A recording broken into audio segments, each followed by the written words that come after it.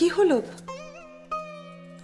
তোমরা দুজনে এত বিষণ্ণ হয়ে পড়েছো কেন?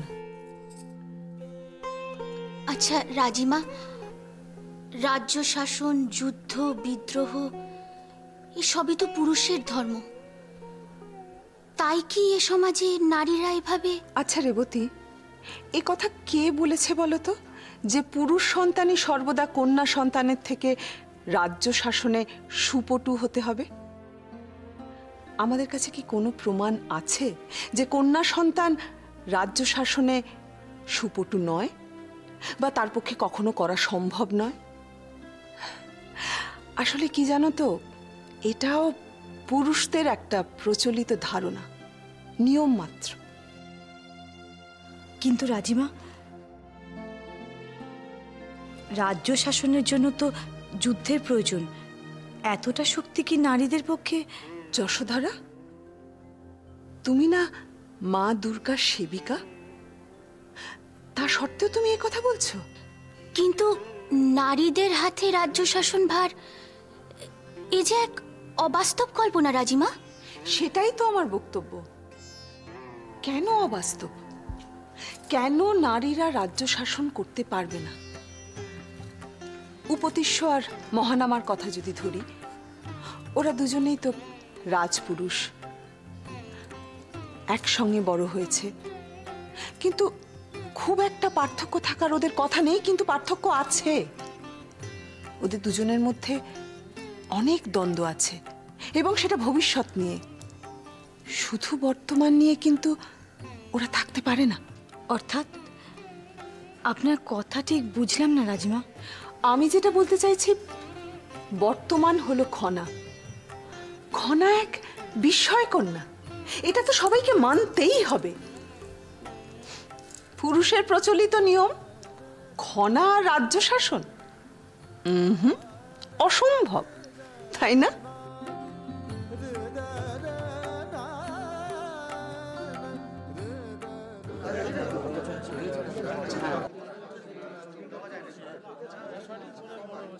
সবাই শান্ত হন। এই বিষয়ে আমার একটি কথা বলার আছে। সব দিক বিবেচনা করে দেখা যাচ্ছে একটি উপায় আছে, আর সেটি হলো সিংহলের এই মর্যাদাপূর্ণ আসন থেকে আমার পদত্যাগ করা।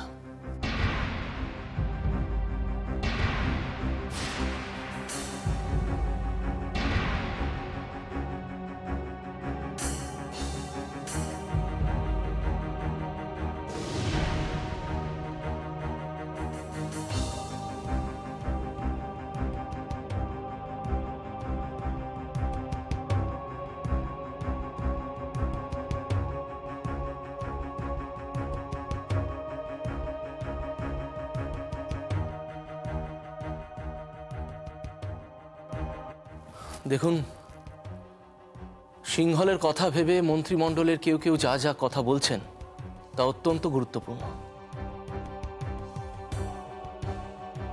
তাই আমি মনে করি আমার এই রাজসিংহাসনে আর কোনো অধিকার নেই।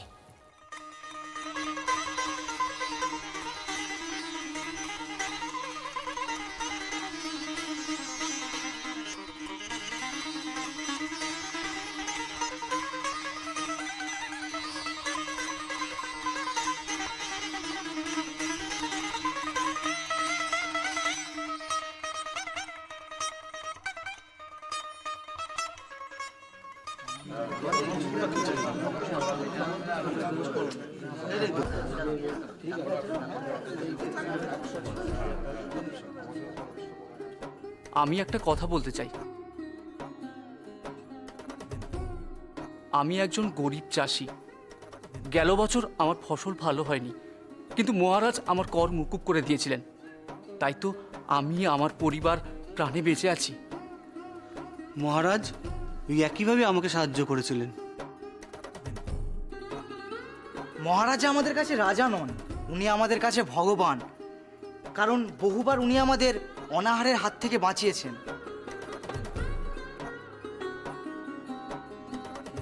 মহারাজের কোনো পুত্রযোগ আছে কি না তা নিয়ে আমাদের কোনো সংশয় নেই। আমরা শুধু জানি মহারাজের সোনার মতন বড় একটা মন আছে, সেটাই তো আমাদের কাছে সব থেকে বড়।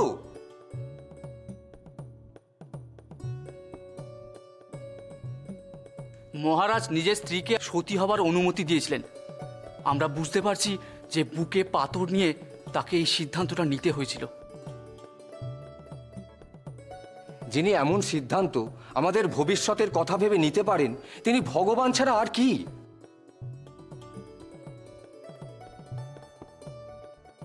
সিংহলের সামনে তো এখন নানা রকম সমস্যা।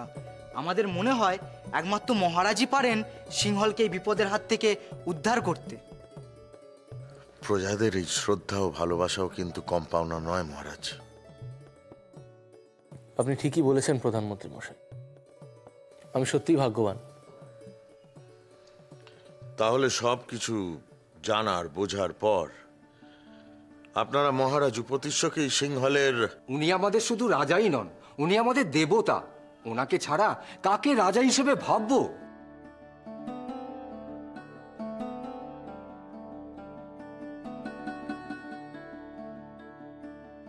জয়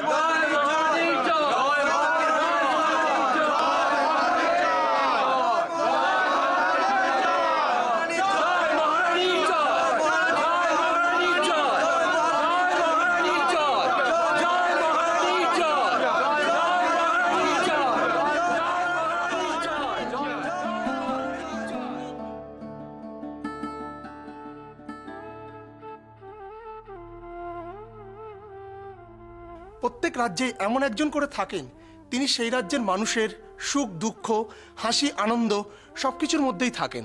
তিনি হয়ে ওঠেন সেই রাজ্যের একজন প্রাণস্বরূপা। সিংহলের ক্ষেত্রে সেই রকম প্রাণস্বরূপা ব্যক্তিত্ব কে? তুমি কি বলতে চাইছো স্পষ্ট করে বলো। আমি বলতে চাইছি আমাদের এমন একজনকে দরকার, যিনি বিপদে আপদে সবসময় আমাদের সাহায্যের হাত এগিয়ে দেবেন, এবং সিংহলে আমরা সেরকম একজনকে পেয়ে গিয়েছি।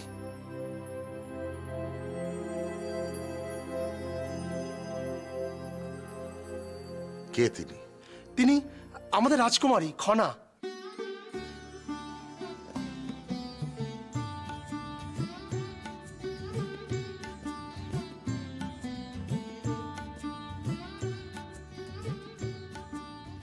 যখন পিতজ্বরে সবাই আক্রান্ত হচ্ছিল, রাজকুমারী আমাদের বাঁচার উপায় বলে দিয়েছিলেন। দেশের নাম সিংহল, অপর নামে গেলে পিতজ্বর কমবে, তাই বেটে খেলে। আবার ফসল ঠিকঠাক উৎপাদন না হওয়ার জন্য আমরা সবাই যখন অনাহারে মরতে বসেছিলাম, তখন রাজকুমারীর সেই কথাতেই তো আমরা আবার নতুন জীবন ফিরে পাই। উঠান ভরা লাউ শশা, ঘরে তার লক্ষ্মীর দশা। আমাকে, আমার সন্তানকে নতুন জীবন দান করেছেন রাজকুমারী। কি করে তাকে উপেক্ষা করতে পারি আমরা?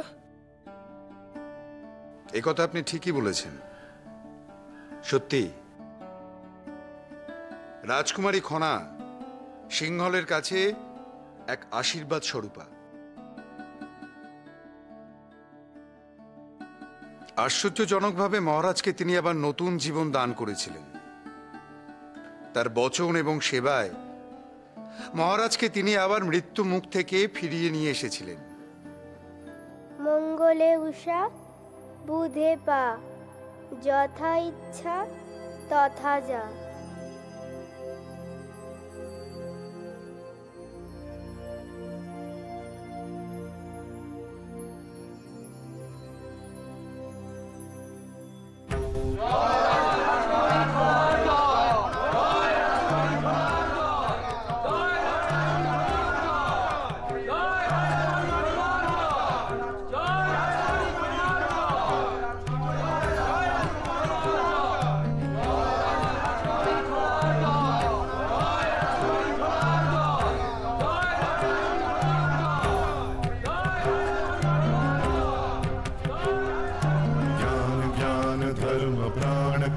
काल युग महान, ज्ञान ज्ञान धर्म प्राण काल काल युग महान। मनन अंतरिक्ष व्योम जागे दीप्त सर्वभूम, एक शरीर बहुगुणा वसते सर्व मने खना खना खना खना खना।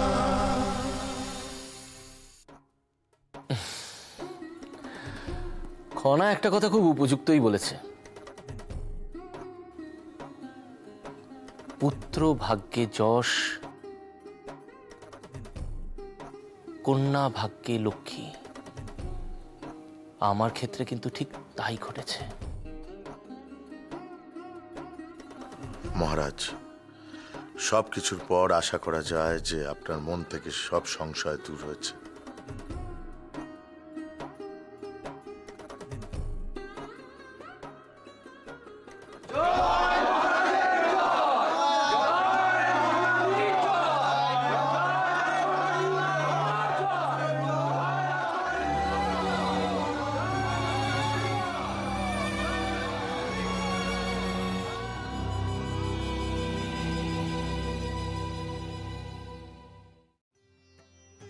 ওমা খনা, কি হয়েছে এত খুশি?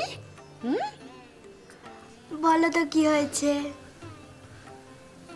আমি আমি কি, আচ্ছা তুমি এখানে বসো। দাঁড়াও একটু ভেবে দেখি। ও, তুমি তো এতক্ষণ মিহিরের সঙ্গে ছিলে, তার মানে খেলাতে তুমি জিতেছো, এই তো? না রাজিমা, হয়নি। হয়নি? আচ্ছা বেশ, তুমি বলে দাও মা, কি হয়েছে? সভাতে সবাই মায়ের খুব প্রশংসা করেছে। সবাই বলেছে এত ভালো একজন রানী, তার অগ্নিতে আত্মসমর্পণ করার কোনো দরকার নেই। তাই? আর কি কথা হলো সেখানে? সবাই মায়ের নামে জয়ধ্বনি দিল, আর আমার বাবারও অনেক প্রশংসা করলো। প্রজারা সকলে প্রশংসা করলো? হ্যাঁ রাজিমা, সভাতে সবাই বলল বাবার পুত্রযোগ নেই তো কি হয়েছে।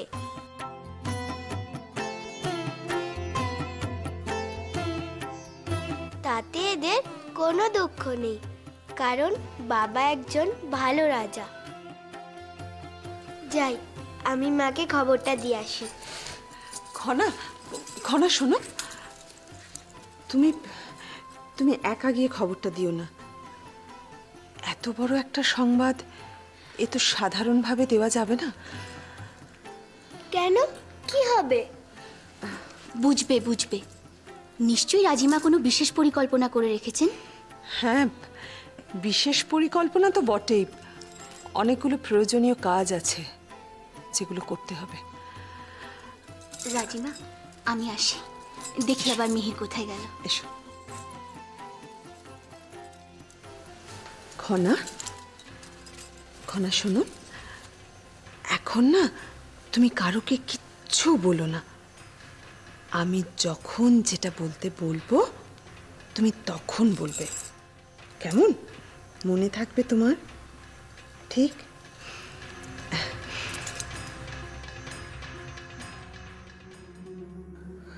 তাহলে এখন এই অবস্থায় আপনি কি করতে বলেন? আমি তো একটা মোক্ষম উপায় আগের থেকেই বার করে রেখেছি। সেই উপায়টা যদি আপনার মনের মধ্যে না থেকে একটু কষ্ট করে মুখ ফুটে বেরোয়, তাহলে আমাদের সকলেরই বুঝতে খুব সুবিধা হয়। উপায়টা তো শুধু আমার মনের মধ্যে নেই, সকলের সামনেই তো আছে। হ্যাঁ আলী, না করে বলুন কি বলতে চান। ওই রাজজ্যোতিষীর শূন্য পদ। তার মানে আপনি? হ্যাঁ রাজকুমার, রাজজ্যোতিষীর শূন্য পদটা আমার জন্যই অপেক্ষা করে আছে। কিন্তু কোনো কিন্তু নেই রাজবতী। আমি রাজজ্যোতিষী হলে মহারাজের যে কোনো সিদ্ধান্তে সরাসরি হস্তক্ষেপ করতে পারবো। একবার ভেবে দেখুন, এটাই আপনাদের সুবর্ণ সুযোগ। আমি অভ্যন্তরীণ সমস্ত খবর আনবো, আপনাদের কাছে কোনো কিছু গোপন থাকবে না। হ্যাঁ, মন্ত্রী মহলের মাধ্যমে ক্ষমতা প্রকাশ করার অধিকার আপনাদের আছে, কিন্তু আমি জানি প্রধানমন্ত্রী, উপপ্রধানমন্ত্রী এবং বেশ কিছু মন্ত্রী মহারাজের পক্ষে। সেখানে প্রভাব বিস্তার করার চেষ্টা করলে বাধা আসতে পারে।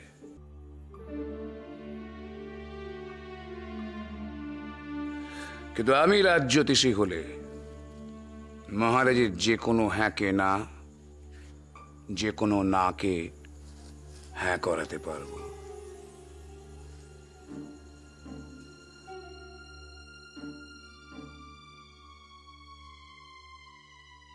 রাজকুমারী দাঁড়াও। কি হলো? দাঁড়াও। বাবা, এ তো অবাক কাণ্ড। রাজসভায় সবাই তোমার কত জয়গান করছে। তোমার তো অনেক বুদ্ধি, তুমি তো সবই জানো, তাহলে আমাকে তোমার কিচ্ছু শেখানোর নেই। তা কেন? আমি আরো অনেক কিছু শিখতে চাই।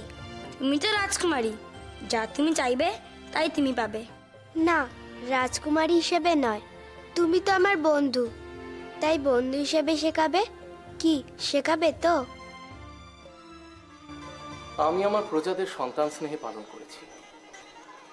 তারা যে আমাকে এতটা শ্রদ্ধা, ভক্তি, ভালোবাসা দেবে সেটা ভেবেও বুক গর্বে ভরে যায়। কজন রাজার এত সৌভাগ্য হয় বলুন তো? আমি যাই, গিয়ে ঐশিকাকে এই সুসংবাদটা দিয়ে আসি। না উপতিষ্য,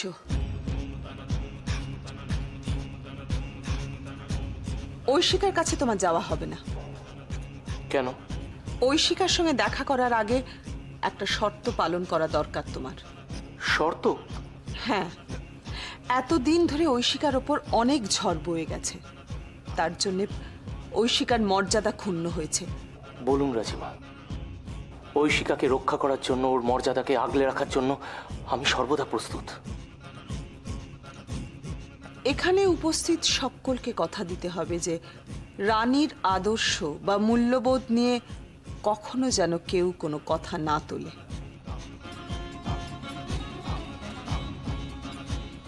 এই শর্ত পালন হলে তবেই তুমি আবার আগের মতো ঐশিকার সঙ্গে দেখা করতে পারো।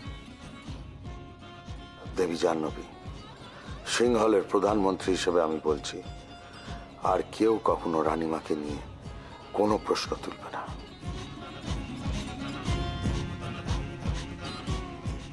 সিংহলের ধর্মীয় প্রধান হিসাবে আমারও একই বক্তব্য।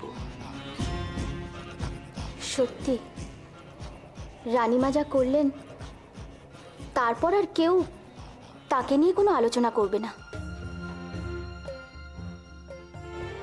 ঠিক বলেছেন, এইরকম পুণ্যবতী মহিষী নারীকে নিয়ে আর কেউ কোনো কথা বলবে না। আর হ্যাঁ, তোমার পুত্র যোগ নেই বলে তোমার যোগ্যতা নিয়ে কখনো যেন কেউ কোনো প্রশ্ন না তোলে। আমি আজই কদম্বরাজকে পত্র লিখে জানাচ্ছি মহারাজের পুত্রযোগ না থাকার সম্ভাবনা। সব জানলে তারাও অসন্তুষ্ট হবেন না। আমি আসি মহারাজ।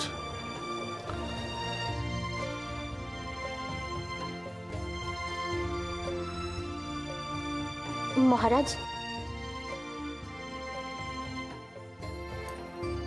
আমি আসছি।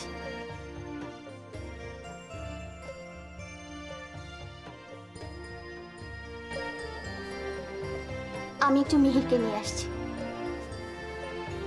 ঐশিকার সঙ্গে দেখা করার আগে তোমাকেও একটা পরীক্ষা দিতে হবে।